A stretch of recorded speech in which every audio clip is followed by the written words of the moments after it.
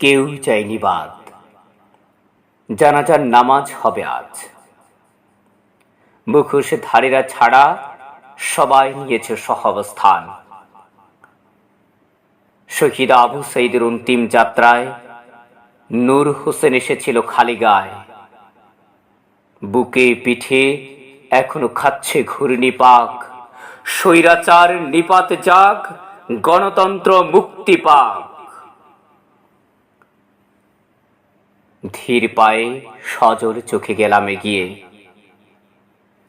Doctor মিলনের মুখে সুতীব্র উচ্চারণ, দেশ আজ বিশ্ব বেহায়ার খপ্পরে।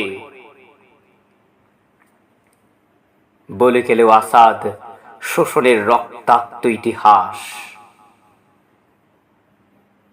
এখন রংপুরের বাঁকে বাঁকে জাগো বাহে কুণ্ঠে সবাই, নুরল দিন হাকে।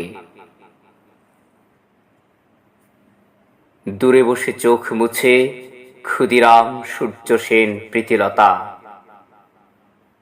কি করে রুখতে হয় কর্তৃত্ববাদী, আঁকে সেই নীল নকশা। তিতুমির, সোহরাওয়ার্দী, শেরে বাংলা, মৌলানা ভাসানীর মনোযোগী শ্রোতা শুনে তার কাছে 52-71 প্রকৃত ইতিহাস। আবু সাঈদ বাংলাদেশের মেরুদণ্ড দেখিয়ে দিয়ে গেছে। কতটা সাহসে নিরস্ত্র হাতে শির দাঁড়া সোজা করে দাঁড়াতে হয়। পিছু হটে নয়, মৃত্যু ভয় করে জয়। আন্দোলন রাখতে হয় সচল।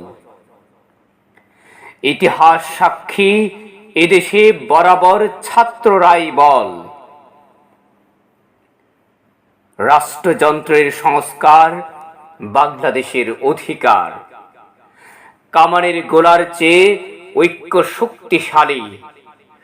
কণ্ঠে কণ্ঠ মিলিয়ে দিতে ধিক্কার, হতে হবে সোচ্চার। কণ্ঠে কণ্ঠ মিলিয়ে দিতে ধিক্কার, হতে হবে সোচ্চার।